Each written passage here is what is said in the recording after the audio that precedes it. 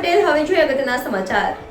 સુરતની શાળાઓમાં પણ નવરાત્રિની ઉજવણી ઉત્સાહભેર કરાઈ છે। નાના બાળકોથી લઈને મોટા વૃદ્ધાઓથી લઈને ગરબા અને દોઢિયા ત્રણ તાળી રમીને ઉત્સાહથી રંગાયું હતું। રિપોર્ટર નૈતિક રેશમવાલા, NN ન્યૂઝ સુરત। દર્શક મિત્રો, NN ન્યૂઝને લાઇક, શેર, સબસ્ક્રાઇબ કરો, બેલ આઇકન પ્રેસ કરો જેથી આપને નોટિફિકેશન્સ મળતી રહે।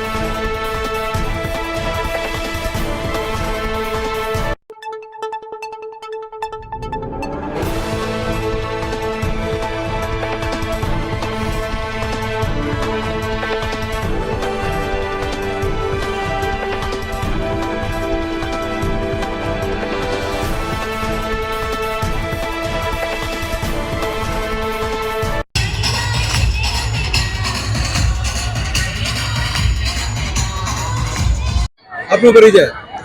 મારું નામ મિતેન્દ્ર પટેલ છે। મિતેન્દ્રભાઈ, કઈ શાળા સાથે જોડાયેલા છો અને આજે શું કાર્યક્રમ રાખવામાં આવ્યો? મારી શાળાનું નામ વિદ્યાકુંજ સ્કૂલ છે।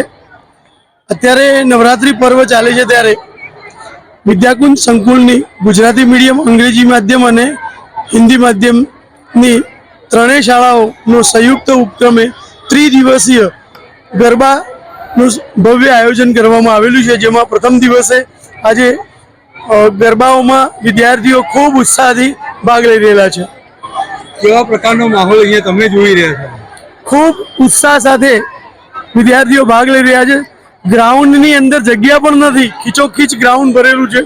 એક પણ વિદ્યાર્થી એવો નથી કે જે ટ્રેડિશનલ સિવાય આવ્યો હોય। બધા જ વિદ્યાર્થીઓ સરસ રીતે ટ્રેડિશનલમાં તૈયાર થઈને ગરબાઓમાં ઉત્સાહથી ભાગ લઈ રહેલા છે। વિદ્યાકુંજ સ્કૂલે આને ક્યારે સૂચના આપેલી હતી અને કેવા પ્રકારમાં વાલીઓ અને વિદ્યાર્થીઓમાં આનંદ જોવા મળ્યો?